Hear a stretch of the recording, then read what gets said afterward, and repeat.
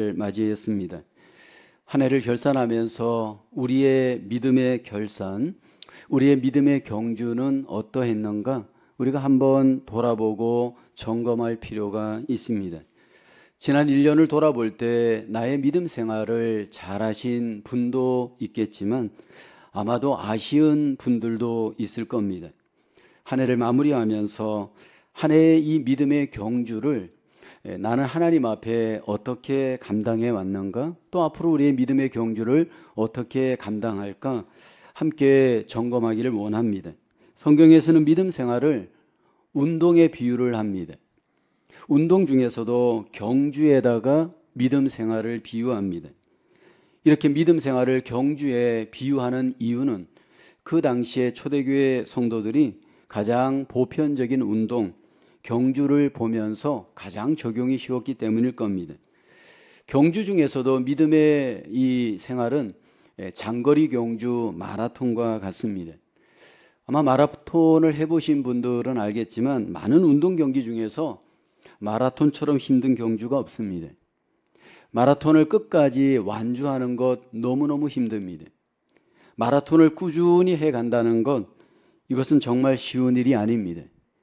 그래서 마라톤을 한번 해보면 끝까지 완주하는 것, 이게 결코 쉽지 않다라는 것을 경험할 수 있습니다.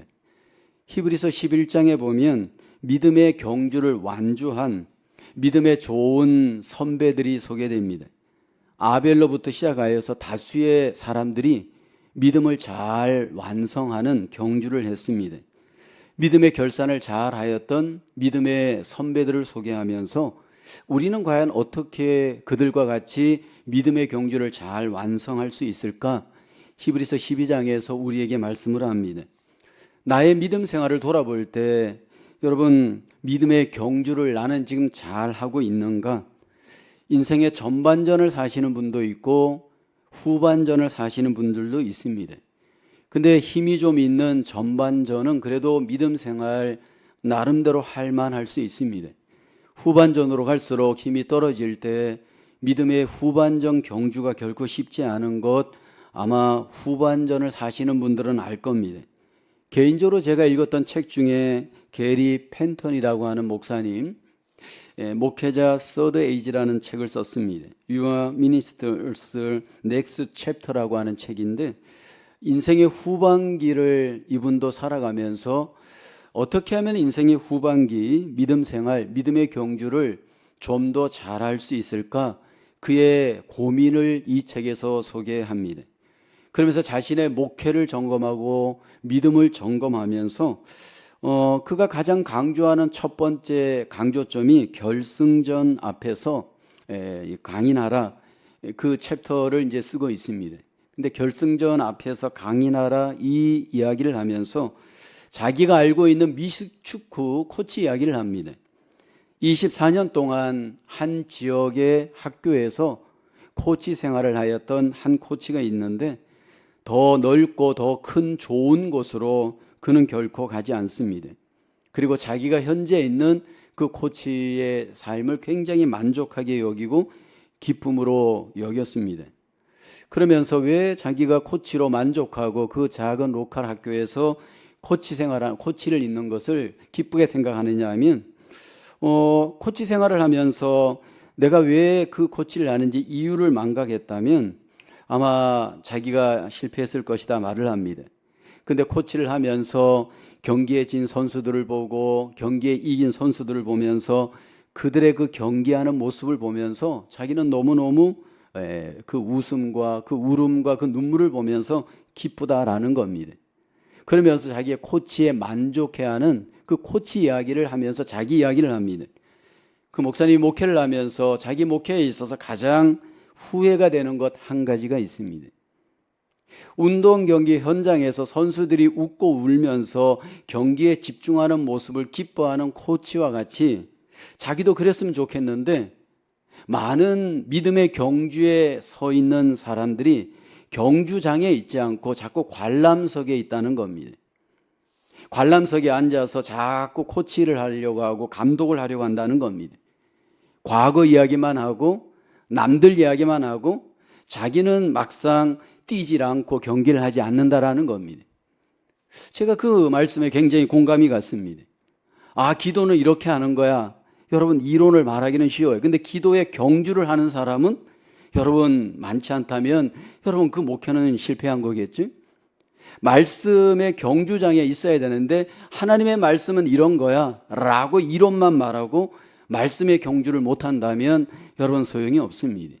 근데 자기의 목회에 있어서 너무나도 많은 사람들이 관람석에 앉아서 믿음의 경주를 하는 사람들을 구경하면서 자꾸 말만 하고 그 경주장에서 경주를 하는 사람들은 자기 속에 이렇게 열매가 없는 것에 대해서 굉장히 아쉬워했습니다.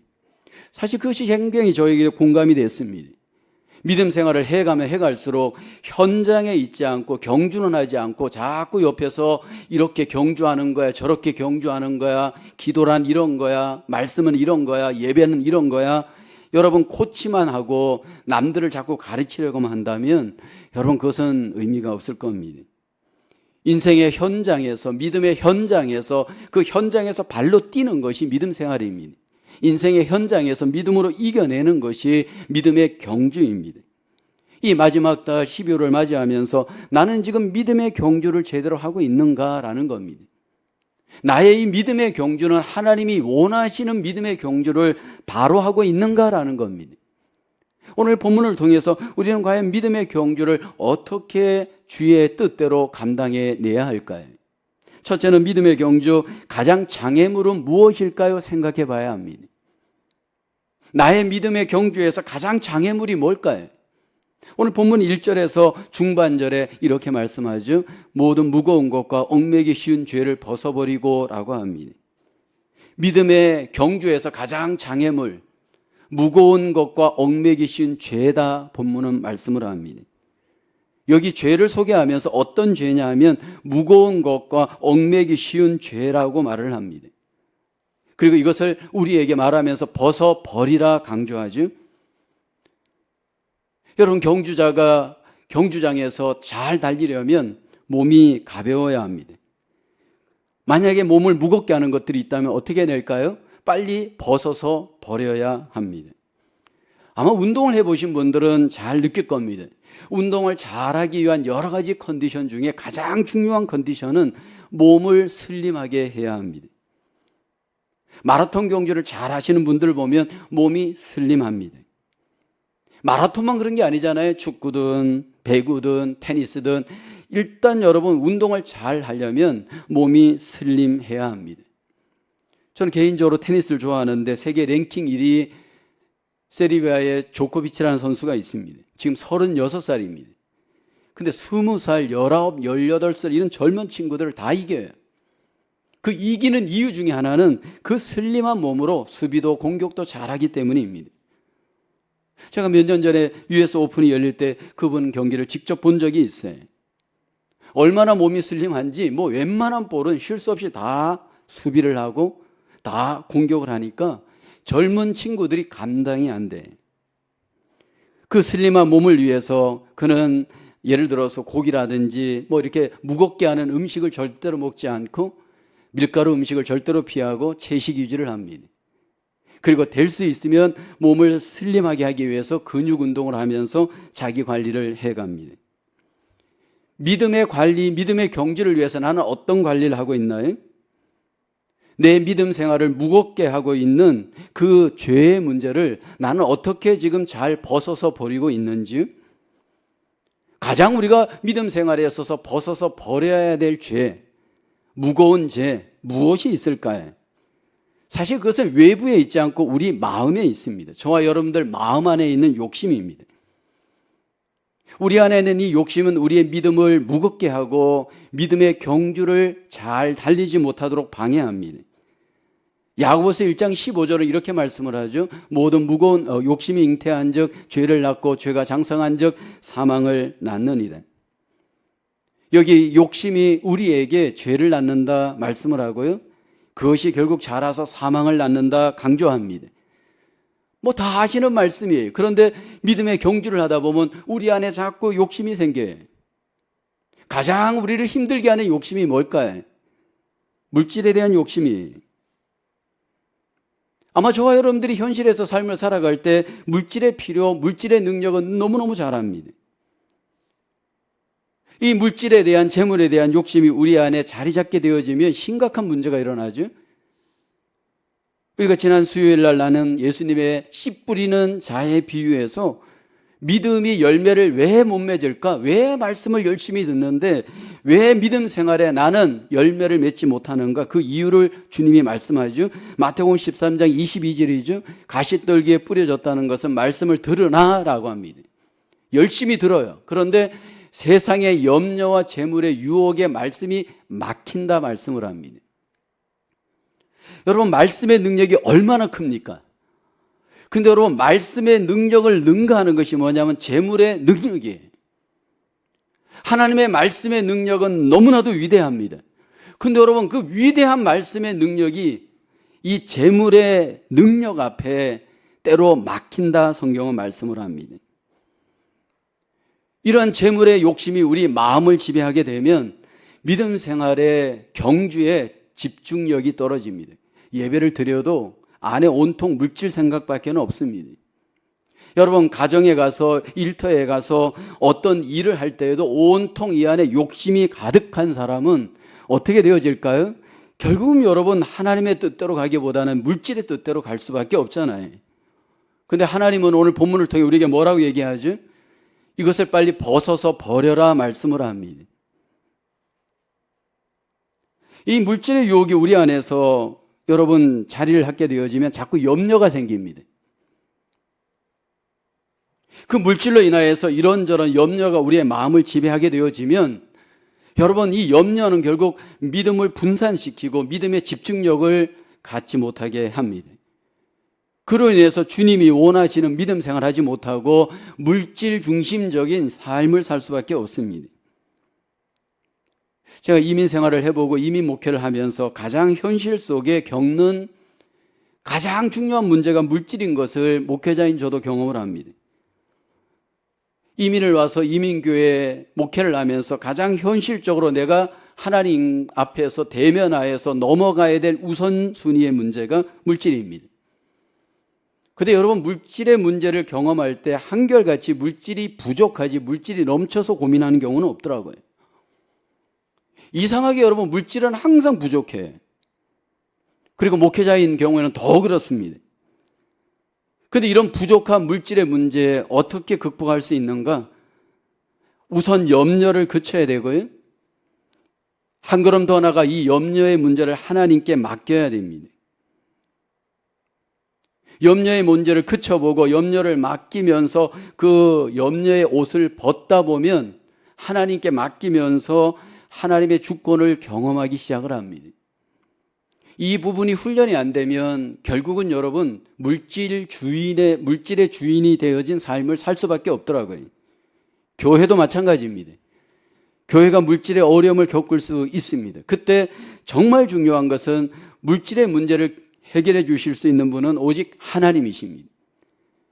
그래서 하나님의 주권을 믿고 맡기면서 하나님의 인도를 경험해 보는 것입니다.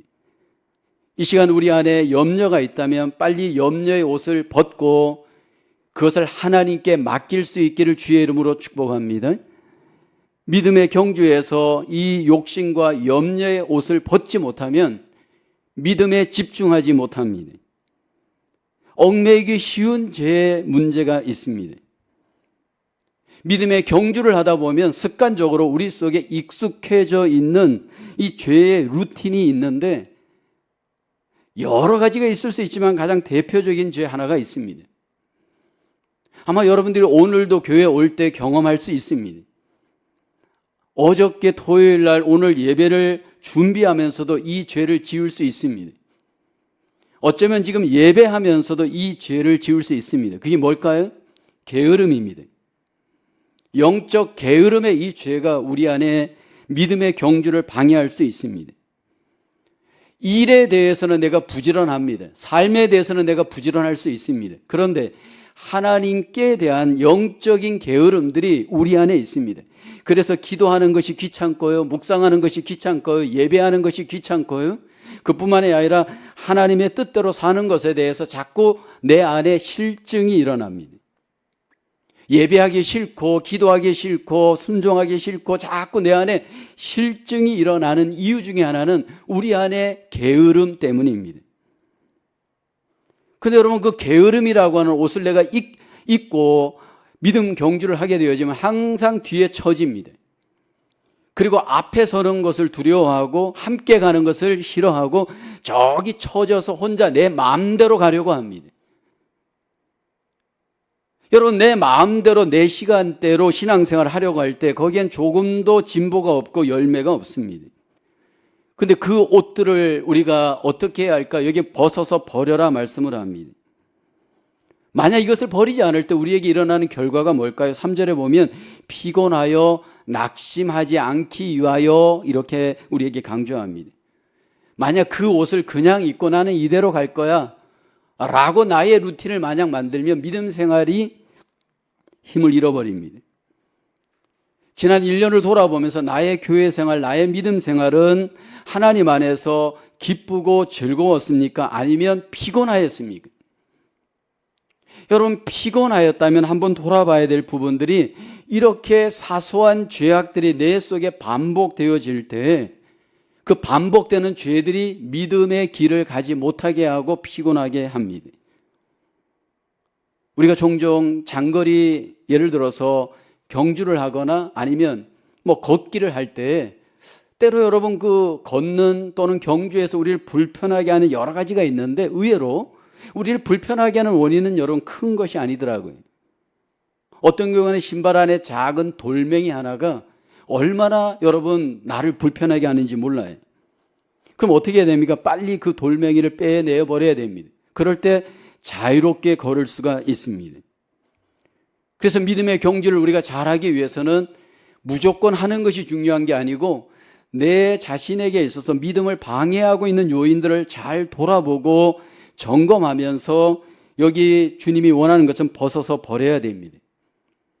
벗어서 버릴 때 우리는 믿음에 집중할 수 있고 결국 기쁘고 즐거운 믿음 생활로 하나님 앞에 나갈 수 있는 줄로 믿습니다. 우리가 믿음의 경주를 할 때 귀찮고 자꾸 이게 낙심이 되고 이 실증이 나는 분들은 경주의 현장에 있지 않으려고 하고 자꾸 관람석으로 갑니다. 그래서 남들이 하는 것을 자꾸 바라보면서 판단만 합니다. 믿음의 경주를 하지 않고 자꾸 관람석에 가서 말만 앞세우고 판단만 하게 될 때 결국 여러분 믿음의 경주에서 낙오되게 됩니다. 우리를 무겁게 하고 얽매기 쉬운 죄가 무엇인지를 잘 돌아보시고 다시 한번 벗어서 버리고 믿음의 경주에 집중할 수 있는 저와 여러분으로 하나님 앞에 이 한 해를 결산하시고 남은 생에 도전할 수 있기를 주의 이름으로 축원합니다. 두 번째로 믿음의 경주, 가장 필요한 것은 뭘까요? 지금 내 믿음의 경주를 더 집중하여 잘하기 위해서 나에게 지금 가장 필요한 것은 여러분 무엇이라고 생각하나요? 오늘 본문 2절에 이렇게 말씀을 하죠. 같이 한번 고백해 보겠습니다. 시작. 믿음의 주여 더 온전하게 하시는 이인 예수를 바라보자. 그는 그 앞에 있는 기쁨을 위하여 십자가를 참으사 부끄러움을 개의치 아니하시더니 하나님 보좌 우편에 앉으셨느니라. 믿음의 경주를 잘하기 위해서 오늘 본문에서 강조하는 것이 한 가지 있습니다. 목표를 바로 갖는 일입니다. 나의 믿음의 목표는 무엇입니까? 이 교회와 함께 여러분들이 믿음 생활할 때 내 믿음의 목표는 과연 무엇에 기준을 두고 믿음 생활하고 있는지, 어떤 경우에 사람이 잘못 목표가 되거나 일이 잘못 목표가 되어질 때 다 망가집니다. 믿음의 경주에서 나의 믿음의 목표는 예수님이십니다. 여러분, 예수님을 목표로 해야 될 이유는 그분이 우리의 믿음을 온전하게 하시고 그분이 우리의 믿음의 주가 되시기 때문인 줄로 믿습니다. 내가 정말로 예수님을 목표로 한 믿음 생활을 하고 있는가? 이건 말이 문제가 아니고 내 믿음의 현장에서 믿음이 예수님을 목표로 한 사람에게 나타난 증거가 하나 있습니다. 지난 1년 동안 내가 예수님을 목표로 한 믿음의 경주를 한 분들에게 나타나는 특징이 하나 있습니다. 여러분, 믿음을 예수님께 목표를 두고 열심히 달려온 사람에게는 예수님을 닮는 모습이 나타납니다. 그 마음이 예수님을 닮고요, 그 입술이 예수님을 닮고요, 그 사역이 예수님을 닮습니다. 예수님을 목표로 해가지고 삶을 살아가는 사람, 여러분, 그렇게 믿음 생활을 하시는 분들은 결국은 예수님의 향기가 그 사람에게서 나타나게 되어집니다. 근데 어떻게 사람이 예수님과 똑같이 닮아갈 수 있는가, 이렇게 의문을 제기하는 분들이 있습니다. 예수님도 우리가 똑같은 성경을 읽고 우리에게 삶 속에서 예수님처럼 살 수 있도록 우리에게 본을 보였습니다. 예수님이 과연 우리에게 가장 기대하는 본, 가장 닮기를 원하는 그 모습은 무엇일까요? 만약 예수님이 우리 앞에 계시다면, 주님, 나에게서 가장 주님이 원하시는 본, 주님이 나타나기를 원하셨던 그 모델링은 과연 무엇입니까? 라고 할 때 주님은 과연 뭐라고 할까요? 여러 가지 모습이 있을 수 있습니다. 근데 오늘 본문 2절 하반절에 보면 우리가 주님을 목표로 했을 때 가장 나타나기를 원하는 모습은 이것입니다. 그 앞에 있는 기쁨을 위하여 십자가를 참으사 부끄러움을 개의치 아니하시더니, 바로 인내입니다. 지난 1년 동안 내가 예수님을 본받았다면 예수님의 인내가 내 속에 나타납니다. 이 땅에 오셨던 예수님, 이 땅을 떠나기까지 인내로 이 땅에서 모든 삶을 사셨습니다. 예수님이 감당하신 인내는 어떤 인내입니까? 고난의 십자가의 인내였고요, 죽음의 십자가의 인내였습니다. 사람들이 다 배신하고 저주하고 떠나갈 때 그 자리에서 예수님은 여전히 인내하셨고요, 여전히 그 인내로 여러분, 이 세상에서 모든 인생을 승리하셨습니다. 오늘 우리의 삶을 지난 1년 동안 돌아보실 때 사실 여기까지 오기에 많은 인내를 하셨을 겁니다. 특별히 믿음 생활에 있어서 많은 인내가 요구되어지잖아요. 그리고 그 인내함으로 마침내 이 자리에 오게 되었습니다. 지금도 어쩌면 여러분 속에 인내와의 싸움을 하실 겁니다. 근데 인내하고자 할 때, 주님처럼 살아가고자 할 때 여러분, 내 안에서 방해하는 방해물이 있잖아요. 바로 우리 자기입니다. 옛사람 자기입니다. 여전히 우리 안에서 인내하지 못하도록 혈기를 자꾸 내게 하고 조급함을 갖게 하잖아요. 끊임없이 우리 안에서 인내하지 못하도록 우리의 감정을, 우리의 생각을, 우리의 의지를 인내하지 못하도록 만듭니다. 그리고 내 생각대로 결론을 내리고 내 감정대로 판단하려고 하잖아요. 어떻게 우리는 주님처럼 인내할 수 있는가라는 겁니다. 그래서 어떤 분들이 그렇게 질문하더라고요. 목사님, 인내가 너무 힘들어요. 그래서 저도 그랬죠. 저도 너무 힘들다고. 여러분, 인내가 힘들지 않은 사람 어디 있나요? 예수님을 오래 믿는다고 인내가 쉬울까요? 아니에요. 더 어려워요. 더 참을 것이 많아져요.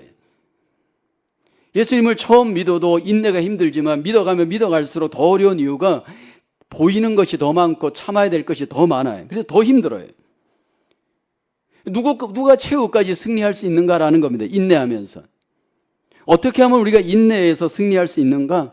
오늘 주님께서는 믿음의 주요 온전하게 하시는 이 예수님을 바라보라 말씀을 합니다.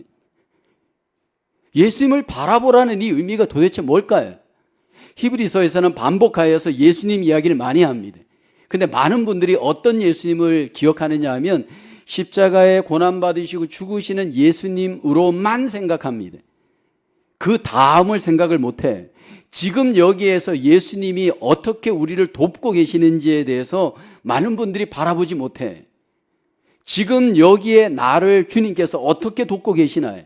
어떻게 인내할 수 있도록 나를 붙들고 계시나요? 히브리서 4장 14절에 성경은 말씀을 하죠. 우리에게 큰 대제사장이 계시니 곧 승천하신 곧 하나님의 아들 예수시라. 우리가 믿는 도리를 굳게 잡을지어다.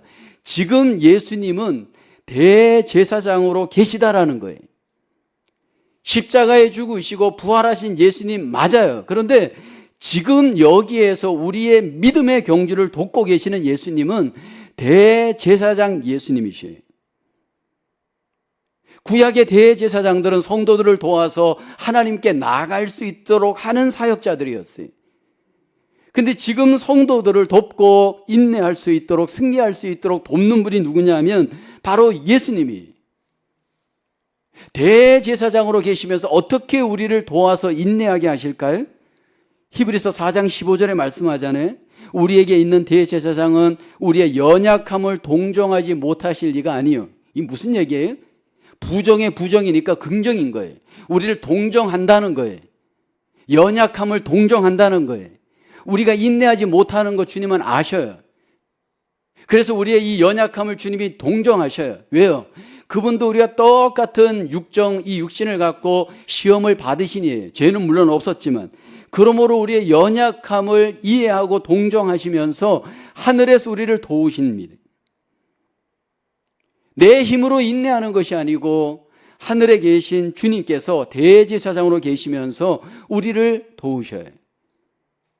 그래서 우리가 인내하지 못할 때 주님을 바라보면서 기도하는 겁니다. 주님 도와주세요. 대제사장으로 계신 예수님께 인내의 SOS를 보내는 거예요. 주님 도와주세요. 내 마음을 붙들어 주시고 인내할 수 있도록 함께해 주세요. 그렇게 우리가 기도할 때 주님께서 그 기도 속에 우리의 마음을 붙들어 주십니다. 자비와 긍휼로 더해 주시면서 마침내 여러분 인내할 수 있도록 우리를 함께해 주시는 줄로 믿습니다. 2024년 살아오시는 동안 포기할 뻔한 적이 많았을 겁니다. 부부관계 끝내버릴까? 그 정도까지 관계에 간 분은 없었겠지만, 여러분 관계의 위기 속에 관계를 끊어버리고 싶은 마음에 여러분 유혹이 올 수도 있어요. 직장 그만둘까? 마음이 올 때도 있어요. 교회 그만둘까? 마음이 올 때도 있어요. 여러분 분명히 기억해야 될 것은, 감정대로 결단한 것은 결국 감정의 후회가 와요. 다시 한번 모든 것들을 주님께 맡기고 인내하면서 주님의 도우심으로 이 삶의 모든 것들을 믿음으로 경주하며 인내로 승리하시는 저와 여러분 되기를 주의 이름으로 축원합니다. 연말을 보내면서 내 안에 힘들게 하는 마음의 어려움들이 있을 거예요. 관계의 어려움이 있어요. 사역의 어려움이 있어요. 일터의 어려움이 있어요. 모든 삶의 어려움이 우리로 하여금 자꾸 포기하고 싶어 합니다. 그때마다 다시 한번 믿음의 주요 온전하게 하시는 이인 예수님, 대제사장으로 계시면서 나를 돕고 계시는 예수님, 나에게 힘을 주시는 예수님, 그 주님을 바라보면서 인내하면서 저와 여러분들이 믿음의 경주를 승리할 수 있기를 주의 이름으로 축원합니다. 세 번째로 믿음의 경주, 가장 경계해야 할 것은 뭘까요? 여러분 믿음의 경주를 하다 보면 반드시 우리에게 문제가 나타나요. 감독자이신 하나님께서 그 믿음의 경주를 이탈한 사람들에 대해서 가만히 두질 않고 징계하십니다. 채찍질하십니다. 오늘 본문에서 6절에 이렇게 말씀하시죠. 주께서 그 사랑하시는 자를 징계하시고 그가 받아들이시는 아들마다 채찍질하심이라. 여기 하나님께서 우리의 믿음의 경주를 감독하고 계시다가 그 믿음의 경주에서 이탈하는 자기 백성들을 징계하시거나 채찍질하신다 말씀을 합니다. 여기 징계라고 하는 이 단어, 원어를 보니까 꾸짖다, 교정하다 의미가 있습니다. 하나님께서 자기 백성들을 반드시 징계합니다. 근데 여러분 그것을 오해하지 말기를 바랍니다. 하나님이 자기 백성을 징계하시는 이유는 자기의 자녀이기 때문입니다. 8절에 이야기하죠. 징계는 다 받는 것이거늘 너희에게 없으면 사생자요 친아들이 아니니라. 하나님께서 자기 백성들을 자녀이기 때문에 반드시 교정하고 훈련합니다. 그래서 믿음의 경주에 하나님께서는 승리하기를 원하십니다. 그래서 믿음의 경주를 할 때 하나님께서 이렇게 우리를 징계하실 때 그 징계가 여러 루트로 옵니다. 어떤 경우는 질병을 주시기도 하고요. 어떤 경우는 직장에 또는 어떤 관계에 여러 가지 삶의 고난으로 우리에게 올 수도 있습니다. 근데 그 징계를 받아들일 때 어떤 자세로 그 징계를 받아들여야 할까요? 오늘 본문 5절에 이렇게 우리에게 말씀을 합니다. 내 아들아 주의 징계하심을 경히 여기지 말며 그에게 꾸지람을 받을 때 낙심하지 말라. 징계를 받을 때 두 가지의 자세를 강조합니다. 하나는 가볍게 여기지 말아야 합니다. 경히 여기지 말라 이 의미는 옆에 대충 세워두지 말라 의미인데 뭐 말하거나 말거나 그냥 거부하고 멸시하지 말라 의미입니다. 구약의 이스라엘 백성들이 광야에서 믿음의 경주를 할 때 하나님께서 징계하실 때 그 징계를 가볍게 여겼습니다. 그러면서 그들의 그 믿음의 경주에 잘못된 것들을 고치지 않았습니다. 끊임없이 원망하고 끊임없이 불순종했죠. 그랬을 때 하나님이 어떻게 합니까? 결국은 그들이 하나님을 경홀히 여기고 가볍게 여길 때 하나님께서 결국 광야에서 죽음으로써 다 정리를 해버립니다. 하나님 앞에 저와 여러분들이 징계를 받을 때 가볍게 여기지 말고 그것을 두렵고 떨림으로 우리가 잘 적용할 수 있기를 하나님은 아버지로서 우리에게 원하십니다. 그 다음에는 낙심하지 말아야 됩니다. 하나님께서 우리를 징계하실 때 왜 하나님이 자녀인 나에게 이런 징계를 내리실까? 그 부분에 대해서 마음을 여러분 낙심을 갖지 말라 말씀을 합니다. 왜냐하면 여러분 그것은 하나님이 우리에게 징계하실 때 나쁜 의도로 징계하지 않기 때문이에요. 하나님께서 우리에게 징계를 하실 때 그 고난 속에 선한 하나님의 뜻이 있습니다. 하나님이 우리를 징계하시는 궁극적인 목적 한 가지가 있죠. 오늘 보면 10절 하반절에 그 목적을 이렇게 설명합니다. 오직 하나님은 우리의 유익을 위하여 그의 거룩하심에 참여하게 하시느니라. 하나님이 우리를 징계하심으로 우리로 하여금 거룩하심에 참여하게 하시는 목적이 있습니다. 여러분, 하나님께서 우리의 믿음의 경주에서 가장 원하는 믿음의 기본기가 하나 있다면 그것은 거룩이에요. 사실 여러분 믿음 생활은 단순합니다. 거룩하면 모든 믿음 생활에 승리할 수 있습니다. 믿음의 기본기 이 거룩을 갖추는 일이 너무너무 우리한테 필요한데 너무너무 쉽지가 않다라는 겁니다. 지금 우리나라 축구 선수 중에 세계적인 선수가 있는데 그 사람이 바로 손흥민 선수입니다. 손흥민 선수의 가치가 하나로 714억 원이라고 합니다. 여러분 놀라지 않는데 이 714억 원은 일반인들이 평생을 노력해도 사실 결코 꿈꿀 수 없는 액수입니다. 아시아에서 1위더라고요. 뭐 세계적으로는 조금 순위가 떨어지는데, 근데 사실은 그 손흥민의 그 가치가 714억 원이 지금 이 매겨진 게 정당하지 않다는 거예요. 더 매길 수 있는데 나이가 30대다 보니까 조금 그 퀄리티에 비해서 가격대가 떨어졌다는 거예요. 근데 여러분 이게 오늘날의 손흥민이 어떻게 가능했느냐 하면 그 아버지 손웅정 씨 때문입니다. 그 아버지도 축구 선수였어요. 근데 그 아버지는 스스로 자기가 축구 선수로서는 삼류이다 그렇게 고백을 합니다. 얼마나 그 생활이 과거에 어려웠는지 손흥민이하고 그 아버지가 심지어는 막 쓰레기통을 뒤져서 쓰레기를 먹을 정도로 너무너무 가난했다는 거예요. 그러면서 그 손흥민을 자기가 어떻게 훈련시켰는지 고백하는 TV 프로그램을 봤습니다. 다른 코치한테 맡기지 않고 그 아버지가 직접 아들을 코치한 거예요. 근데 무엇을 코치했느냐 하면 11년 동안 그 아들에게 기본기를 코치한 거예요. 11년 동안 어디 시합에 못 나가게 했어요. 게임에 못 나가게 했어요. 게임에 나가게 되어지면 결국은 다 망가진다는 거예요. 기본기가 제대로 익혀지지도 않았는데 가가지고 게임을 하다 보니까 몸의 밸런스가 다 무너지고 그러면서 잔기술만 늘어지고 결국은 대성할 수 없다라는 것을 안 거예요. 근데 옆에서 사람들이 뭐라고 비난했냐면 좀 미쳤다는 거예요. 여러분 생각해 보세요. 11년 동안 그 아들을 붙잡고 매일 달리게 하고 매일 스텝 운동하고 매일 그 기본 기술을 훈련하니까 아들은 아들대로 지겹고 옆에 사람들이 뭐 이렇게 저렇게 많은 소리가 있었어요. 그런데도 그 기본기에 집중한 거예요. 여러분 사람이 기본기가 있으면 응용력이 가능해요. 기본기가 없는 사람은 응용 능력은 한계가 있어요. 여러분 믿음의 가장 기본기가 뭐냐 하면 바로 거룩입니다. 지난 1년 동안 믿음 생활을 해오면서 내 믿음의 경주가 하나님께 집중하고 구별된 거룩이 나에게 있는가 돌아보길 원합니다. 때로 하나님께서 우리를 징계하시면서 그 거룩으로 돌아가도록 우리를 모든 것들을 가지치기를 하십니다. 나를 거룩하게 하지 못했던 것들을 하나님이 가지치게 합니다. 돈이었다면 돈을 가지치게 하고요. 자녀였다면 자녀도 가지치게 해요.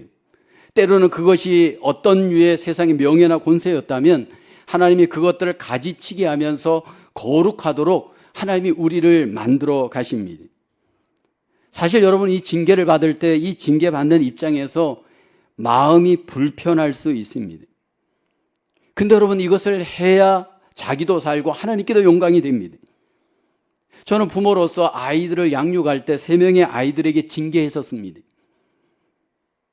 3명의 딸들을 키워갈 때 징계를 어떻게 해야 할까 고민을 굉장히 했습니다. 그리고 부모 중에 둘 중에 한 사람은 반드시 징계를 한다라는 것이 원칙이었고, 그 악역을 맡은 것이 저였습니다. 그래서 그 아이들을 키워갈 때 처음에는 이제 말로 워닝을 주죠. 최소한 2-3번 워닝을 주고 그것이 안 될 때는 가장 기본이 먼저 이렇게 쓰는 거 있잖아요. 자기 잘못들을 이렇게 기록하게 합니다. 반성문을 써오게 하고, 그래도 안 통하면 그 다음에 손을 들게 하고요. 그래도 안 통하면 그 다음에 엎드려 뻗치기를 하고요. 그래도 안 통하면 엎드려서 발을 들게 하고요. 이런 식으로 약간씩 강화시켰습니다. 최후에도 안 듣는다. 그러면 어떻게 해야 되냐? 밥을 굶기기도 하고요. 이런 식으로 해서 여러분 이 징계를 했습니다. 때로 어떤 경우는 손을 때리기도 하였고요. 엉덩이를 때리기도 했습니다. 미국에서는 그것이 안 된다 하더라고요. 근데 그 이유는 다른 게 아니었어요. 하나님의 자녀로 세워져 갈 때 어릴 때 잘못된 습관을, 어릴 때 기본기를 잘못 잡게 되어지면 나중에 가서는 그것을 고칠 수 없기 때문이에요.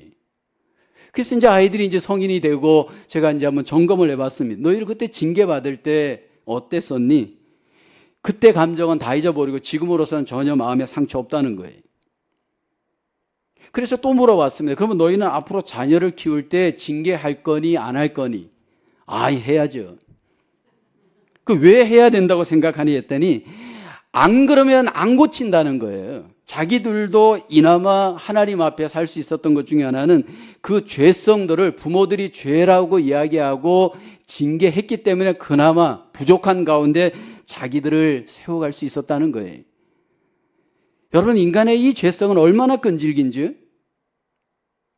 이 끈질긴 죄성은 도무지 여러분 사람의 힘으로는 고칠 수 없어요. 하나님께서 원하시는 말씀의 뜻대로 우리가 순종해 갈 때 다스려질 뿐이에요. 우리가 징계를 받을 때 하나님이 우리에게 원하시는 뜻 한 가지가 있습니다. 12절 13절에 말씀을 하죠. 그러므로 피곤한 손과 연약한 무릎을 일으켜 세우고 너희 발을 위하여 고든 길을 만들어 저는 다리로 하여금 어그러지지 않고 고침을 받게 하라. 중요한 것은 고치는 겁니다. 하나님께서 저와 여러분들이 이 한 해를 결산하면서 내 믿음의 경주에 절름발이 믿음 생활을 했다면, 그 절름발이로 가게 했던 나의 악한 습관이 있다면 하나님은 빨리 그것을 스탑하고 고치라 말씀을 합니다. 누구를 위해 하는 것이 아니라 나를 위해서 그렇게 하는 겁니다. 하나님 우리를 징계하시는 목적은 고치는 것이 목적입니다. 고치고 난 뒤에 우리는 더욱더 하나님의 믿음의 경주에 집중해야 할 줄로 믿습니다. 지난 1년 동안 최선을 다하여 믿음 생활 하셨지만 그럼에도 불구하고 우리의 부족함이 있는 것을 인정한다면 하나님 앞에 고칠 것은 고치고 하나님이 기뻐하시는 바른 믿음의 경주자로 우리가 하나님 앞에 드려질 수 있기를 주의 이름으로 축원합니다. 첫째로 믿음의 경주를 잘하기 위해서 내 안에 장애물이 무엇인지를 잘 돌아보시고 그 장애물을 벗어버리고, 두 번째는 믿음의 주요 온전하게 하시는 이인 다시 예수님에게 목표를 두고 집중하길 원합니다. 우리의 대제사장 되신 예수님이 우리를 도우시고 더 믿음의 경주에 집중할 수 있도록 우리에게 힘을 주실 줄로 믿습니다. 만약 우리가 징계를 받고 있다면 그 징계를 통해서 고침받길 원합니다. 과거로 돌아가지 않고 고쳐서 더 믿음의 경주에 집중하여서 우리의 남은 생애가 믿음의 경주에 승리하시는 저와 여러분의 삶으로 하나님께 드려지기를 주님의 이름으로 축원합니다. 기도합니다. 하나님 아버지 감사합니다. 지난 11개월 동안 우리의 믿음을 인도하여 주시고 이 시간 하나님 앞에 이제 12월을 맞아 하나님께 영광을 돌리게 하셨습니다. 믿음의 경주에 더 잘 집중하기를 원합니다. 우리를 무겁게 하고 얽매게 하는 모든 죄악들로부터 하나님 우리가 벗어버리게 도와주옵시고 우리의 믿음을 온전하게 하시는 예수님께 더욱더 목표를 두고 하나님 아버지 온전히 하나님께 나아갈 수 있도록 저희를 인도하여 주시옵소서. 때로 우리가 부족하여서 하나님 연약하여서 넘어져서 하나님께 징계를 받으실지라도 하나님의 놀라운 사랑의 뜻이 있음을 믿고 다시 일어나 고쳐 하나님 믿음의 경주에 집중할 수 있는 하나님의 성도들로 삼아 주시옵소서. 2024년도에도 더 믿음의 경주에 집중하고 우리의 인생 마지막까지 하나님 앞에 승리할 수 있도록 인도하여 주시옵소서. 예수님의 이름으로 기도하옵나이다. 아멘.